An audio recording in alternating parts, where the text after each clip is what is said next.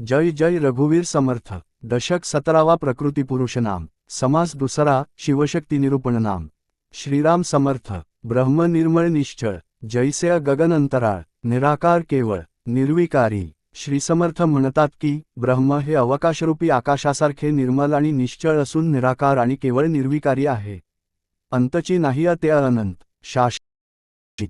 असंत नव्हे ते असंत, सर्व काळ। त्याला अंतच नसल्याने ते अनंत आहे। ते सदोदित आणि शाश्वत असून असंत म्हणजे नाहीसे नसून सर्वकाळ आहेच आहे। परब्रह्म ते अविनाश, जैसे आकाश अवकाश, न तुटे न फुटे सावकाश। जैसे तैसे अवकाशमय आकाशाप्रमाणे ब्रह्म हे अविनाशी आहे। ते फुटत नाही, तुटत नाही, जसेच्या तसे शांत असते।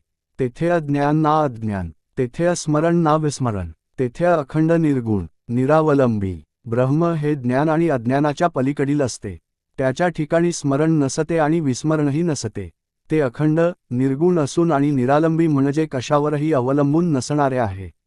तेथे चंद्र सूर्य ना पावक, नवे काळोखे ना प्रकाशक, उपाधी वेगळे एक, निरोपाधी ब्रह्म। तेथे चंद्र सूर्य अथवा अग्निही नाही, काळोख नाही आणि प्रकाशही नाही, असे ते उपाधिरहित आहे। निश्चय स्मरण चेतल्य, त्यास चैतन्य ऐसेय कल्पिलेय, गुणासमत्वय जालेय, गुणसाम्य ऐसेय। निश्चळ परब्रह्माच्या ठिकाणी स्मरण स्फुरले, त्यालाच चैतन्य मूळमाया असे कल्पिले।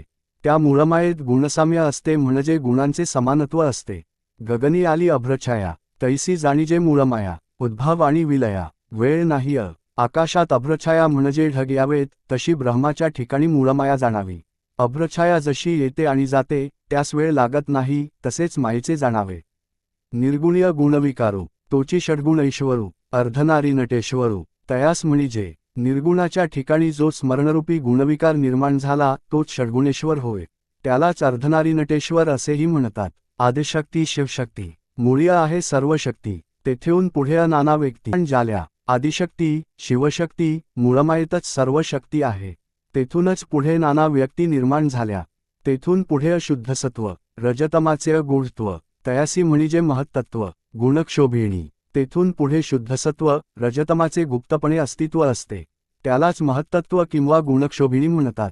मूळ्य असेची ना व्यक्ती, तेथे अकेची शिवशक्ती, ऐसे म्हणाल तरी चित्त्य सावधान असावे। मूळमायेत व्यक्तीच नसते, पण तेथे शिवशक्ती कशी असेल असे म्हणाल तर सावध होऊ नये का। ब्रह्मांडावरून पिंड अथवा पिंडावरून ब्रह्मांड, अधोर्ध पाहता निवाड कळवा येतो। ब्रह्मांडावरून पिंड अथवा पिंडावरून ब्रह्मांडाचा असा अधोर्ध्व म्हणजे विषयाकडून आत्म्याकडे याप्रमाणे विचार केला की निवाडा कळून येतो। बीज फोडून आणले मना, तेथे फळ तोंड दिसेना, वाढत वाढत पुढे नाना फळे येती। फळात बी असते, ते जर फोडून पाहिले तर त्यात फळ दिसून येत नाही, पण पुढे ते बीज अंकुरित होऊन वाढत वाढत वृक्ष झाला की त्याला अनेक फळे लागतात। फळ फोडिता बीज दिसे, बीज फोडिता फळ नसे, तैसा विचार असे। पिंड ब्रह्मांडीय, फळ फोडून पाहिले तर बीज दिसून येते, पण बीज फोडून त्यात मात्र फळ दिसून येत नाही। पिंड ब्रह्मांडाचा विचारही असाच आहे। नर नारी दोन्ही भेद, पिंडीय दिसती प्रसिद्ध, मूळी नसता विशद, होतील कैसिय। नर आणि नारी हे दोन्ही भेद पिंडात म्हणजे स्थूल देहात स्पष्टपणे दिसतात। मुळात म्हणजे मूळमायेत जर ते नसतील तर पुढे कसे प्रगट होतील। नाना बीजरूप कल्पना, तींत काय एक असेना, सूक्ष्म म्हणून भासेना, एकाएकीय। मूळमायेच्या ठिकाणी बीजरूपाने नाना कल्पना असतात, तिच्यामध्ये काय असत नाही, कल्पना वासना सूक्ष्म असतात, म्हणून सहजासहजी कळून येत नाहीत। स्थूळाचे मूळ ते वासना आधी दिसेना, स्थूळावेगळ्या अनुमानेना, सकळ कान्ह्य। स्थूलाचे मूळ ही वासना असते, ती वासना आधी दिसत नाही, म्हणून स्थूलाखेरीज आणखी काही असेल अशी कल्पनाही येत नाही। कल्पनेची सृष्टी केली, ऐसिय वेदशास्त्रेय बोलिल्य, दिसेना म्हणून मिथ्या केली, न पाहिजेत किय। वेदशास्त्रात कल्पनेने सृष्टी केल्याचे वर्णन येते, ते दिसत नाही म्हणून मिथ्या केली असे समजता कामा नये। पडदा एका जन्माचा, तेथे विचार कळे कैंचा, परंतु गूढत्व हा नेमाचा ठाव आहे।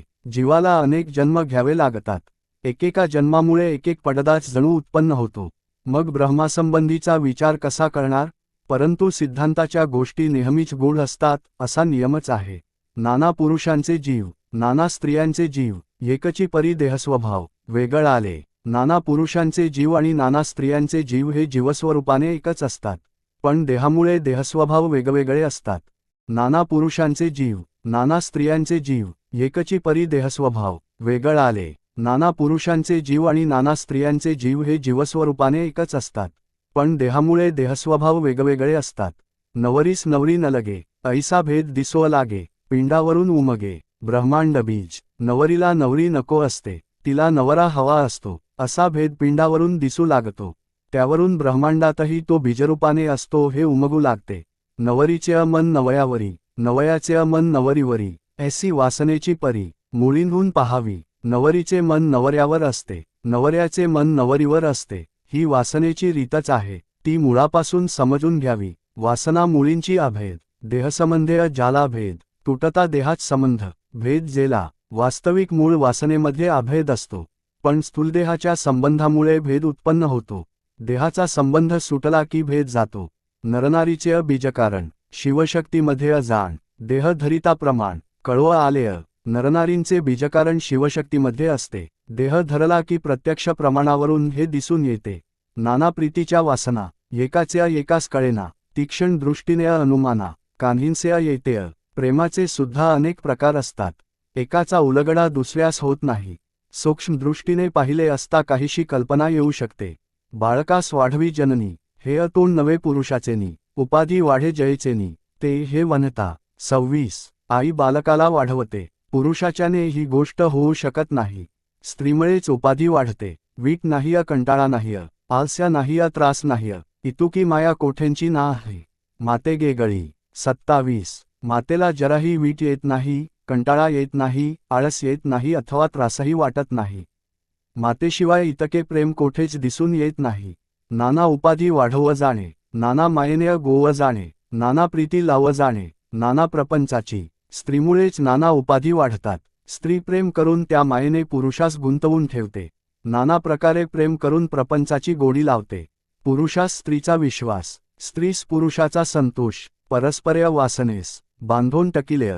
पुरुषाला स्त्रीचा विश्वास वाटतो, स्त्रीला पुरुषामुळे संतोष वाटतो. याप्रमाणे परस्परांसंबंधी वासनेने त्यांना बांधून टाकलेले असते. ईश्वर्य मोठे सूत्र केलेय, मनुष्य मात्र गुंतून राहिलेय. लोभाचे गुंडाळ्या केलेय, उगवेना ऐसेय. ईश्वराने ही युक्ती करून मनुष्यमात्रास गुंतवून टाकले आहे. लोभाचा असा गुंता केला आहे की तो काही केल्या उलगडत नाही. ऐसी परस्पर्य आवडी, स्त्रीपुरुषांची महागोडी, हे मुळींहून चालिली रोकडी, विवेक्य पहावी. अशी स्त्री पुरुषांना परस्परांची अत्यंत आवड असते. परस्परांबद्दल त्यांना अत्यंत गोडी वाटते. ही गोडी मुळापासूनच चालत आली आहे हे विवेकाने जाणून घ्यावे. मूळीय सूक्ष्म निर्माण झालेय, पुढे स्पष्ट दिसून आलेय. उत्पत्तीचे कार्य चाले, उभयतांकरिता. अगदी मुळात सूक्ष्म भेद निर्माण होतो आणि पुढे स्थूल देहात तो स्पष्ट दिसून येतो. स्त्री आणि पुरुष या उभयतांचे मुळेच उत्पत्तीचे कार्य चालते. मूळीय शिवशक्ती खर्य, पुढे जालिय वधूवर्य, 84 लक्ष विस्तार्य, विस्तारली जे. मुळात जी शिवशक्ती असतात तीच खरी होत, तीच पुढे वधू वर होतात. त्यांच्या योगेच 84 लक्ष जीव योनींचा अफाट विस्तार होतो.